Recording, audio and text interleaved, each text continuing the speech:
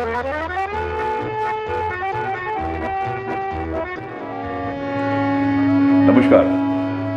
Farhan space schemes प्रस्तुत इस मोड़ से जाते हैं इस वेब श्रृंखला में आप सभी का हम तहे दिल से स्वागत करते हैं। आज के इस विशेष एपिसोड में हम बात करेंगे 1956 और 1955 की फिल्मों के बारे में, इस साल की फिल्म संगीत के बारे में, फिल्म निर्देशक, नायक नायिकाओं की अदाकारी के बारे में और गायकों के सुरीले अंदाज के बारे में हम सबसे आपको वाकिफ़ कराएंगे। इन सभी घटनाओं से भरपूर भारतीय फिल्म जगत का सफ़र कैसे आगे बढ़ता गया, इसके बारे में आज हम इस एपिसोड में बात करेंगे। 1954 में कुल मिला के 118 फिल्में बनी थी। दिलीप कुमार, देवानंद साहब, भारत भूषण, प्रदीप कुमार, गुरुदत्त, इन अभिनेताओं की बेहतरीन फिल्मों से ये साल रंगीन हुआ। नागिन, आर पार, टैक्सी ड्राइवर, शबाब, अमर, उसके बाद आई मिर्ज़ा गालिब। इन फिल्मों ने सिल्वर जुबली फिल्म की लिस्ट में अपना नाम दर्ज किया था। और नायिकाओं में भी मधुबाला जी थी, वैजंतीमाला, सुरैया, नूतन, नलिनी जयवंत और कई सारे ऐसे उम्दा नायिकाओं की एंट्री भी ऑलरेडी फिल्म इंडस्ट्री में हुई थी, लेकिन उनके फिल्मों की चर्चा इस साल ज़्यादा हुई थी। इस साल के फिल्म संगीत की अगर बात की जाए तो इस गीत को सबसे ज़्यादा पसंद किया गया था। मेरा तन डोले, मेरे दिल का गया करार रे, कौन बजाए बांसुरियाँ। लता दीदी के स्वर में ये गीत फिल्म नागिन का सुपरहिट गीत था और हेमंत कुमार जी के संगीत निर्देशन में ये गीत बना था। इसी फिल्म का एक और गाना जो सुपरहिट हुआ था वो था जादूगर सैया छोड़ो मोरी बैया, हो गई आधी रात अब घर जाने दो। उस ज़माने के जीवन की रोज़मर्रा की गतिविधियों को दर्शाने वाले एक गीत ने बहुत ही पॉपुलैरिटी कमाई थी, जो आज की तारीख में भी आकाशवाणी के, ऑल इंडिया रेडियो के विविध भारती पर महीने की 1 तारीख पे ये गीत बजाया जाता है, ऐसा कहा भी जाता है, हमने सुना भी है। आज पहली तारीख है, दिन है सुहाना, आज पहली तारीख है। जी हाँ, ये किशोर कुमार जी का ये जो गीत था ये उन्होंने गाया था। उसके बाद आए आशा भोसले और रफ़ी साहब की आवाज़ में बूट पॉलिश फिल्म से ये जो गीत था नन्हे मुन्ने बच्चे तेरे मुट्ठी में क्या है, ये भी गीत बहुत ही प्रचलित हुआ था, बहुत ही पॉपुलर हुआ था। फिल्म आर पार से गीता दत्त जी के आवाज़ में तो ये जो पॉपुलर गीत था।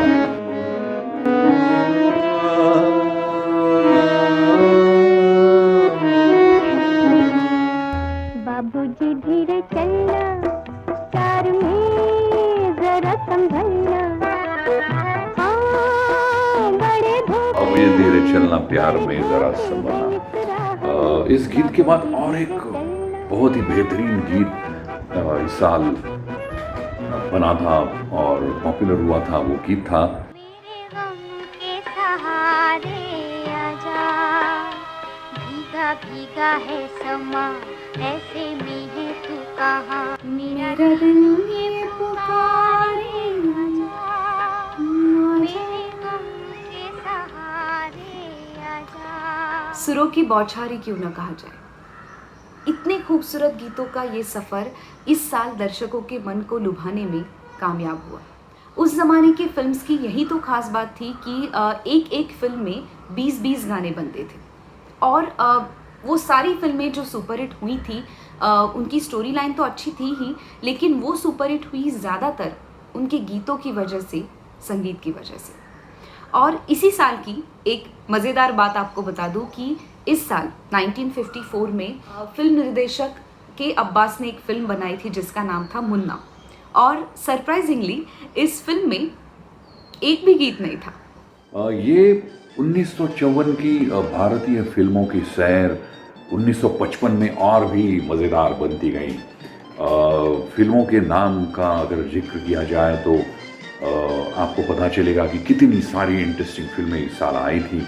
उनमें से कुछ नाम यहाँ पे मेंशन करना मैं चाहूँगा, जिसमें आज़ाद, उड़न खटोला जैसे दिलीप कुमार की फिल्में थी, और राज कपूर साहब की श्री 420, प्यार से फिर क्यों डरता है दिल, मिस्टर एंड मिसेस 55 जो गुरुदत्त साहब ने बनाई थी, घर नंबर 44, उसके बाद आई मुनीम जी, देवदास, सीमा जैसी एक अलग ही फिल्म नूतन और बलराज साहनी साहब की इस वक्त आई थी, और कई सारी फिल्में इस साल आई। तकरीबन 130 हिंदी फिल्में इस 1955 के साल में बनी थी। इस साल एक और उम्दा कलाकार की सिनेमा जगत में एंट्री हुई थी, जिनका नाम था सुनील दत्त। रमेश सहगल जी की रेलवे प्लेटफॉर्म, इस फिल्म से सुनील दत्त जी ने फिल्म इंडस्ट्री में प्रवेश किया था। इसी साल इसी दौरान कैबरी डांस की क्वीन जिन्हें कहा जाता है, वो हेलन जी जैसी अदाकारा और महाराष्ट्रियन नायिका शोभा खोटे जी, इन दो नायिकाओं की एंट्री भी इसी साल फिल्म इंडस्ट्री में हुई थी। और इस सब के अलावा दिलीप कुमार साहब की कुछ 4 से 5 फिल्में इस साल रिलीज़ हुई, जिसमें उड़न खटोला और आज़ाद जैसी मस्ती भरी फिल्में थी, और देवदास और दाग जैसी गंभीरता से भरपूर अदाकारी वाली फिल्में थी। दाग फिल्म में जो दिलीप कुमार साहब ने किरदार निभाया था, उसका आज भी वो सुपरहिट डायलॉग हमें याद है, वो शादी के रास्ते चली गई और मैं बर्बादी के। जी हाँ, ये सुपरहिट डायलॉग दिलीप कुमार साहब के उस किरदार का, दाग फिल्म के किरदार की आज भी याद दिलाता है। और उसके बाद आई बिमल रॉय साहब की फिल्म देवदास। देवदास में भी दिलीप कुमार साहब ने बड़ा ही इंटरेस्टिंग किरदार निभाया था, और कहा जाता है कि दिलीप कुमार साहब से वो रोल करने के लिए, वो कैरेक्टर निभाने के लिए बिमल रॉय साहब ने बहुत सारी मेहनत ली थी, और वो अलग ही अंदाज में दिलीप कुमार साहब को पेश करने में बिमल रॉय साहब एज अ निर्देशक, एज अ डायरेक्टर बहुत सक्सेसफुल हुए थे, कामयाब हुए थे। और दिलीप कुमार साहब कितने बड़े किरदार निभा सकते हैं, कितने बड़े एक्टर हैं, ये हमें उनकी ये सब अदाकारी देखने के बाद पता चल रहा है। ऐसे एक उम्दा कलाकार जो भारतीय सिनेमा में जिनका नाम लिया जाता है, जिनका नाम है गुरुदत्त।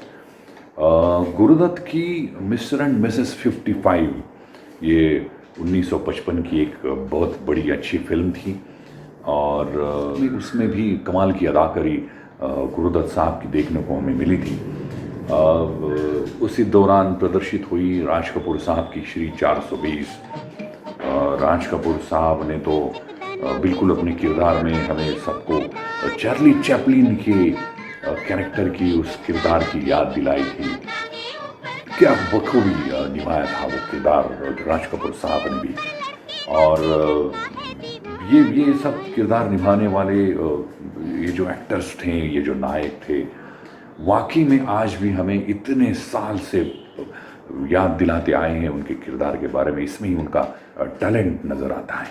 यही समय था जब बलराज साहनी जी की सीमा रिलीज हुई थी, और इस फिल्म में नूतन जी के अभिनय की बड़ी चर्चा हुई।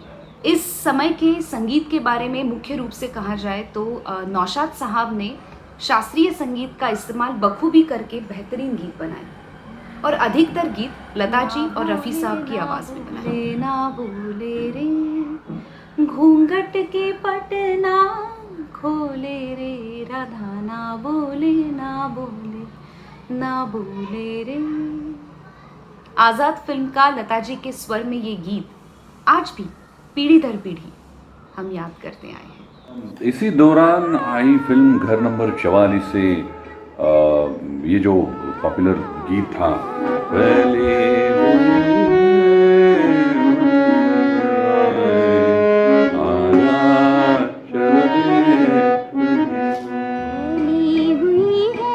सपनों की बाहें आजा चल दे कहीं दूर, बहुत ही पॉपुलर हुआ। ये जो गीत था घर नंबर 44 से, उसके बाद आई फिल्म मुनीम जी से भी ये तो गाना था किशोर कुमार साहब की आवाज़ में।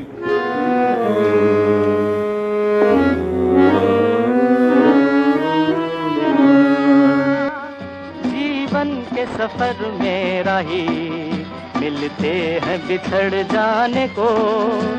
जीवन के सफर में राही, ये बहुत ही खूबसूरत और मोहब्बत से भरे ये जो गीत थे उस साल बने थे। लता जी और हेमंत कुमार की स्वर में ये गीत, फिल्म थी झनक झनक पायल बाजे।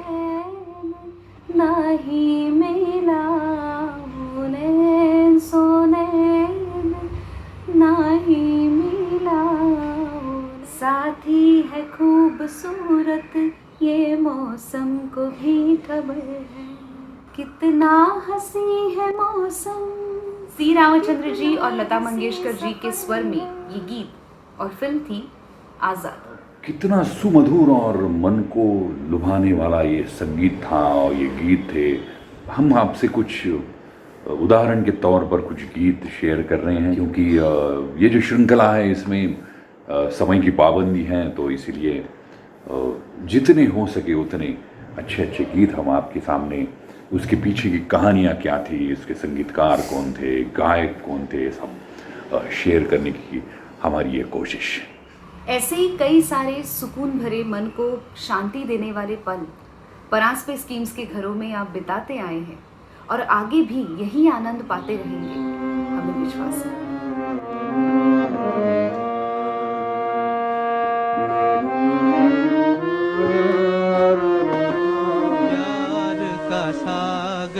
बस इसी गीत के साथ आज के इस एपिसोड की यहाँ पे हम समाप्ति करते हैं, जिसका नाम है परांज पे स्कीम्स प्रस्तुत इस मोड़ से जाते हैं।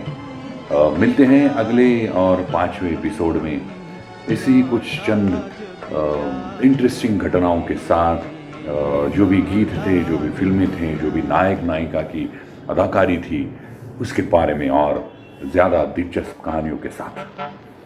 Take care.